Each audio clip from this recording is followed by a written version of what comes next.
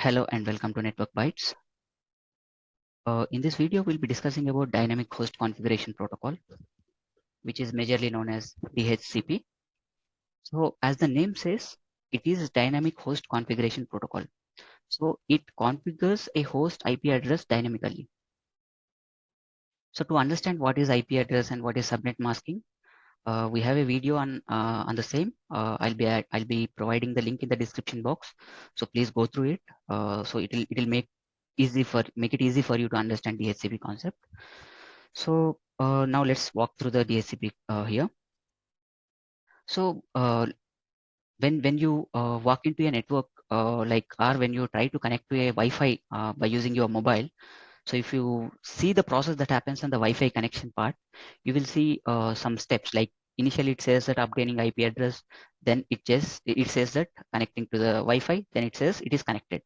That means even before your mobile is connected to your router, it is obtaining an IP address from within the network. That means there should be a DHCP pool. That means a pool of IP address which are dedicated to that network.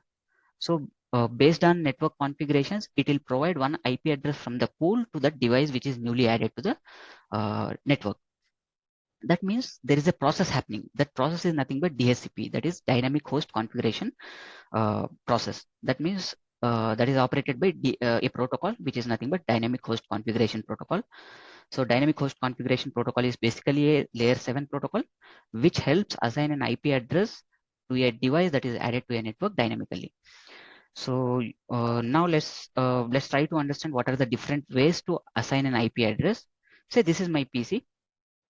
So it is PC0, and let's say initially, let me see if there is any IP address. It says no. It says 0.0.0.0. It means there is no IP address. So here you can see two ways to configure it. One is DHCP, one is static.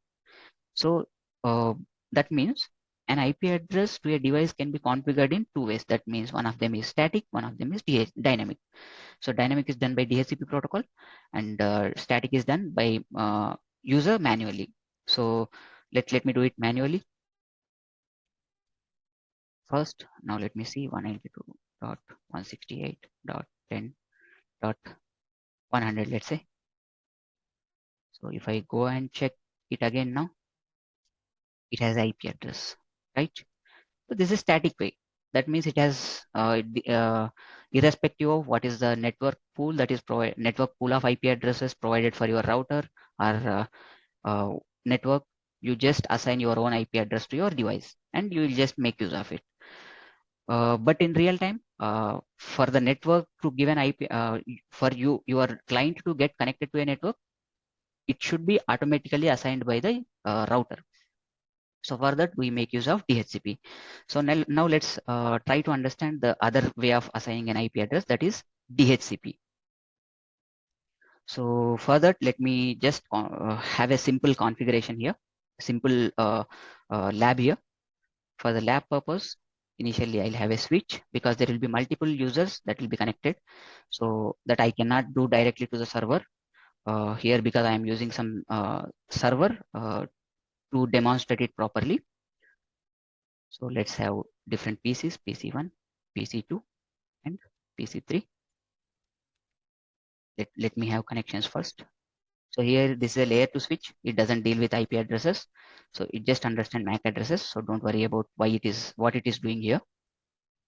So here it is it. And yeah. So let me do one thing. Let me have one more PC also. Sorry. Okay. So you must be wondering in real time, you will not see this DHCP server, right? You will have a router, right? For your Wi-Fi, you will be just having a router, and it's just that when you are connected, as soon as you connected, you will get Wi-Fi and it's working for you, right? But here, to demonstrate it properly, I am using a DHCP server configured separately. In real time, when you see in your router, the pool will be configured, auto-configured, and pool will be configured, and it will be automatically giving assigning IP addresses from that pool to your mobile or device that is connected to that Wi-Fi. Okay. So now let's walk through. So as I said, these configurations, what I am going to configure on DHCP server will be present on the router. So don't be get confused. Here I am just having a separate DHCP server just to make sure the demonstration goes smoothly and you will understand different phases of IP address assignment. So first step of it is there should be an IP address to your server. So currently if I see there is no IP address, so let me assign an IP address statically, because this is server which is providing the IP addresses to different users. So let's not worry about how you are providing IP address to it. So default gateway is same. Again, I am using my DHCP server IP address as default gateway, and I am using a DNS server as 10.0.0.1. So these are the configurations. If I go back and check the configurations here, yes, I have an IP address assigned and a default gateway configured. That is nothing but my server IP again. So here, second thing is we need to configure the DHCP pool.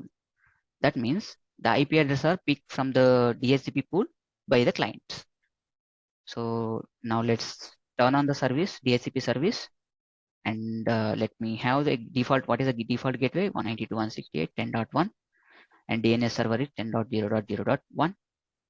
And I want to provide IP addresses starting from 192.168.10.2. So any client that is getting added to the network will receive an IP address starting from 192.168.10.2 to 192.168.10.254. Okay, so that is a configuration point front here. So I'm just closing the configuration part. So now that we have DHCP server available and clients available to get the IP addresses, now let's see what is PC1 IP address. So PC1 doesn't have any IP address. So now let's see why it is not having an IP address, because it is selected as static and we didn't configure any static IP address. So that is the reason why it doesn't have any IP address. So now let's try to make it automatic like DHCP.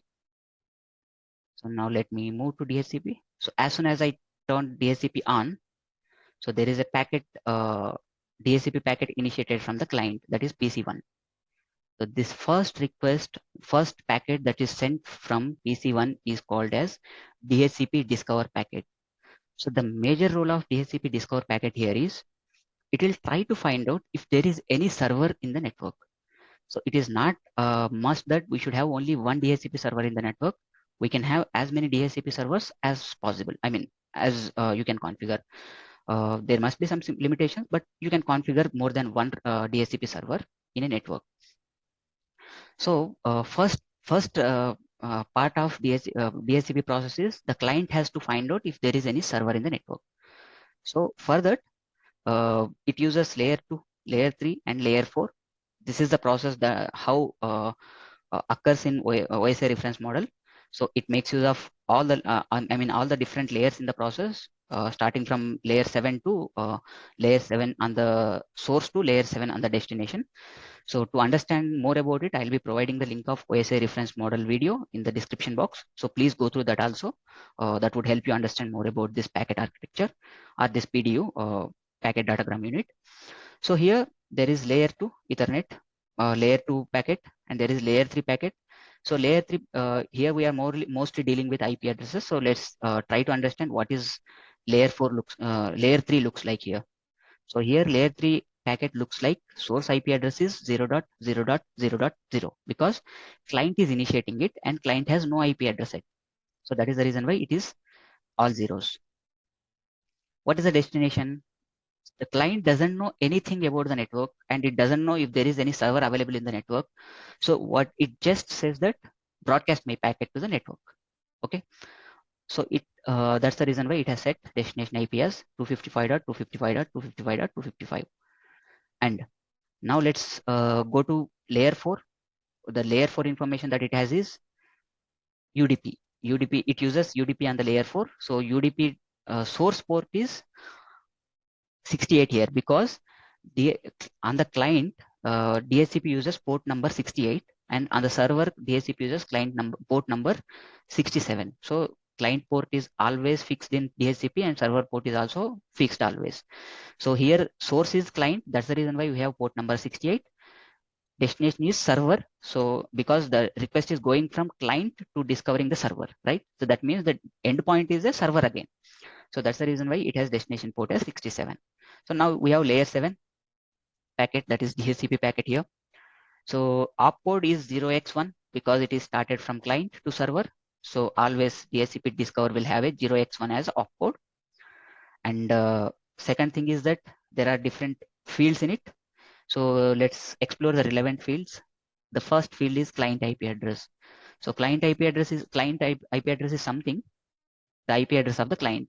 It has not received any IP address yet. So it will be 0.0.0.0. And your client IP address is something what server is trying to offer to the client. That means when server receives this packet, server says that there is a free IP with me. Do you want to accept it?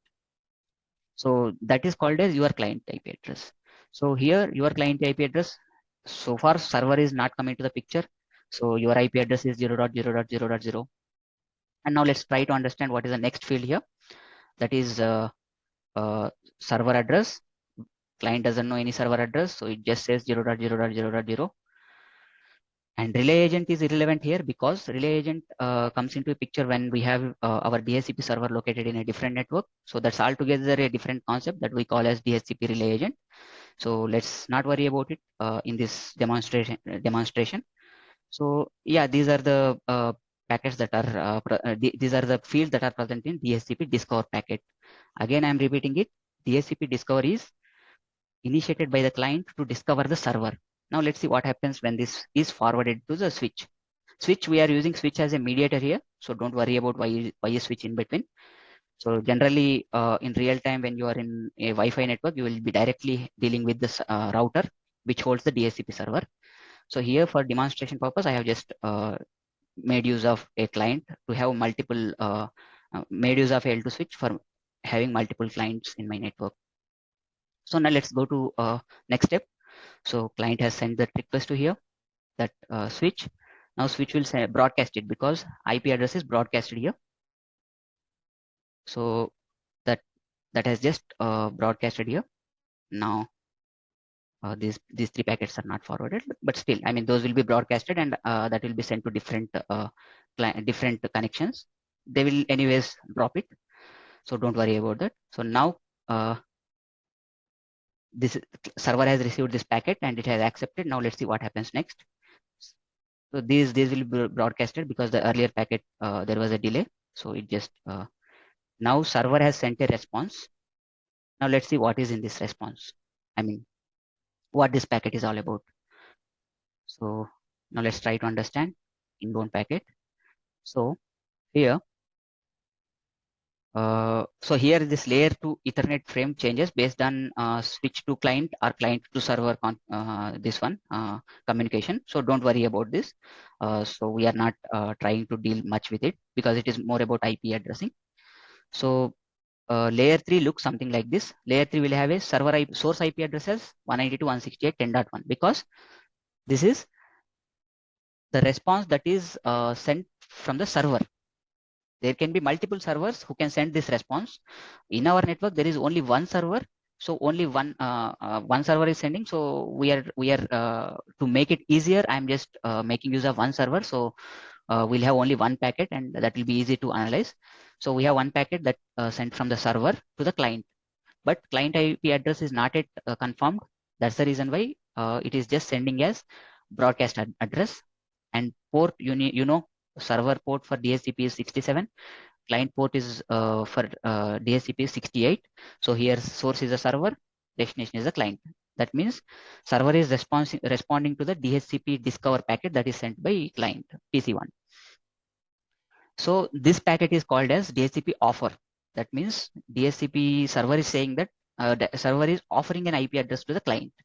So here you can see opcode as 0x2 and the client address is not yet confirmed. So it is 0, all zeros, and your client IP address is something what server is offering to the client.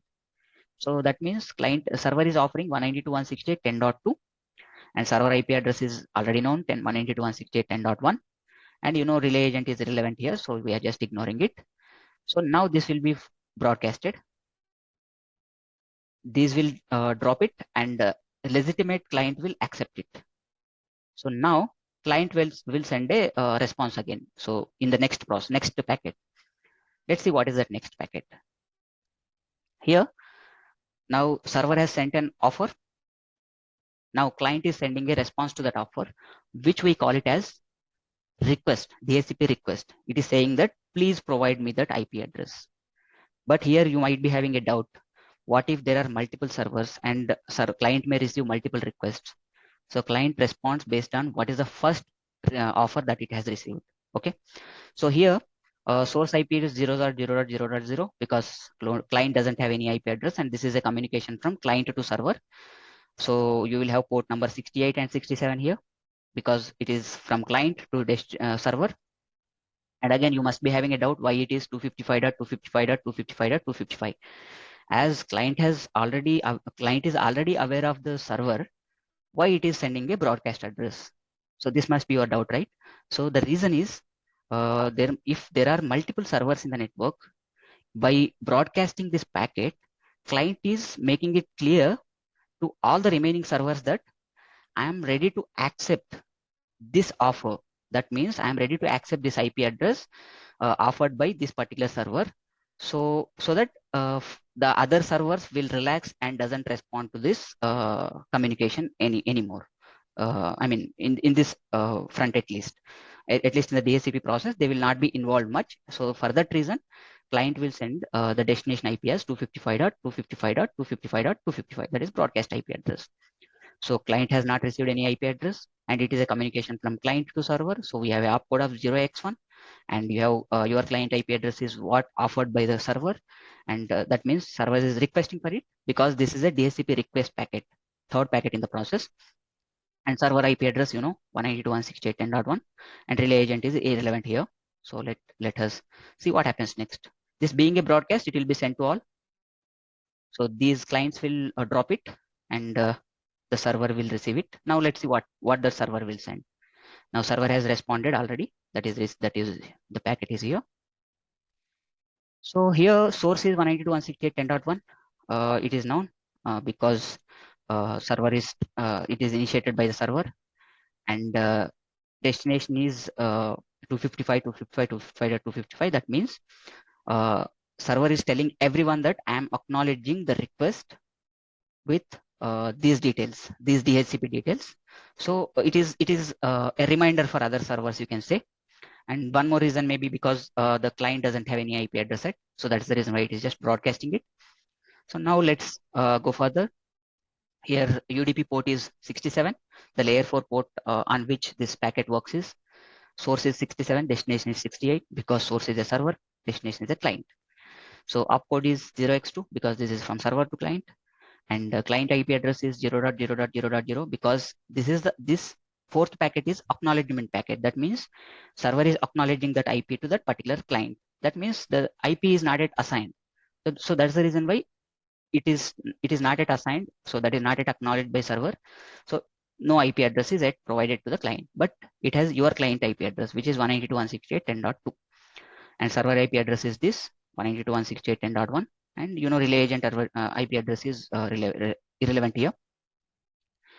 Now let's see, it is sent to switch. Switch will broadcast it, and other clients will drop it, and legitimate client will accept it.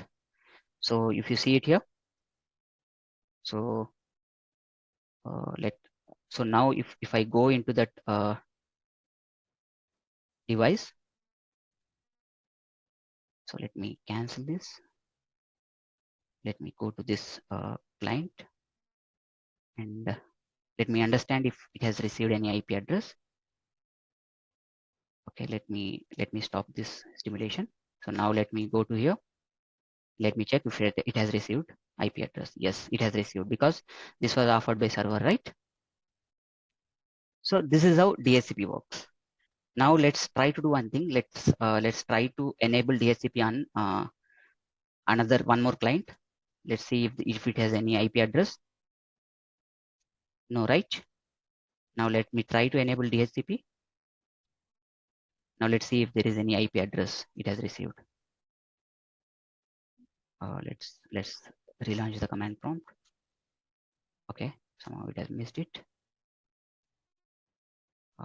Let us configure it here.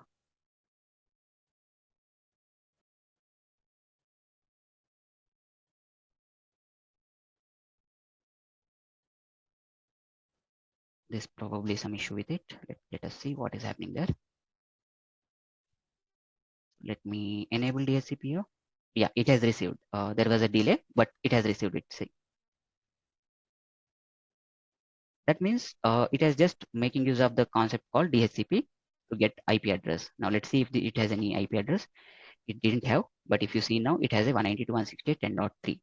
The same way, all other if you enable DHCP, it will automatically receive the IP.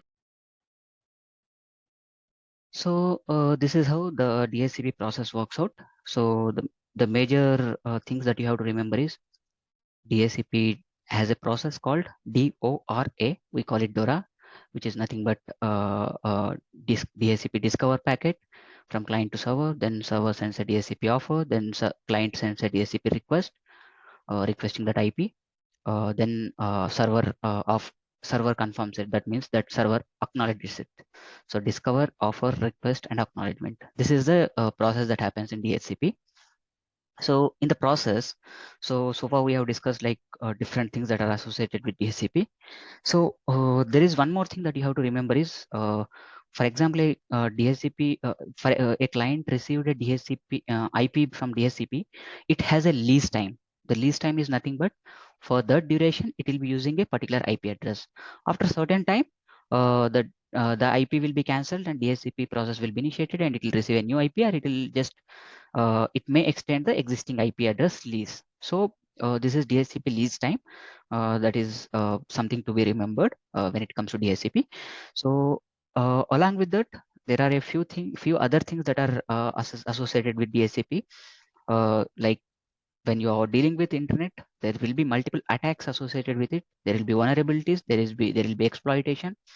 So coming to DHCP front, there are multiple attacks that are possible. Let's have a glimpse of it. So one of the attacks that is associated with DHCP is, so here this is a legitimate server, let's say. So there are chances that one person sitting in between this, it may not be a server. Like let me just have it. Okay. So this is server. This is the legitimate DHCP server, let's say. So here, let's say there is one person sitting in between this server and client, and he may involve into the communication in the DORA process, and instead of this server, this rogue client will be providing, a rogue server will be providing IP to this client. That means DHCP is misused. DHCP IP is provided by non-legitimate server. This is we called this attack is called as DHCP spoofing. That means a user is spoofing the communication between DHCP client and server and falsely providing an IP address to the user that is requesting for a IP address. Along with that, this is an attack on the client, and there is an attack on the server, that is DHCP starvation attack, which means the DHCP the rogue user that is sitting in between will exhaust the IP addresses that are present in the DHCP pool. So he'll make it busy, and no user will be able to get any IP address. That means server will be completely out of like out of IPs. So it will not be able to provide any IPs to the clients that are coming that are requesting for a IP address. So these are majorly two attacks that are possible when it comes to DHCP. One of them is DHCP rogues. One of them is DHCP rogue server attack. That is nothing but DHCP spoofing, and second one is DHCP starvation attack. And there are multiple attacks like DHCP malicious client attack.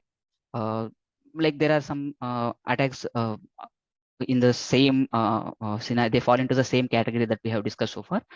So this is some ways that user can be exploited. So it's always to be safe when you are in a new network, when you are in a public network, and make sure that you have a secure browsing of internet and secure communication to any Wi-Fi or any network. So avoid any such issues. Make sure that you are always avoiding to log into a public network, or once you are connected to a public network, try to avoid using some sensitive websites, let's say banking websites or anything related to your social media websites. So there are chances of exploitation, so you have to be so careful while using a public network. So this is all about DHCP. If you like my efforts, please like and share the video, and please subscribe to my channel for more videos. Thank you and have a good time.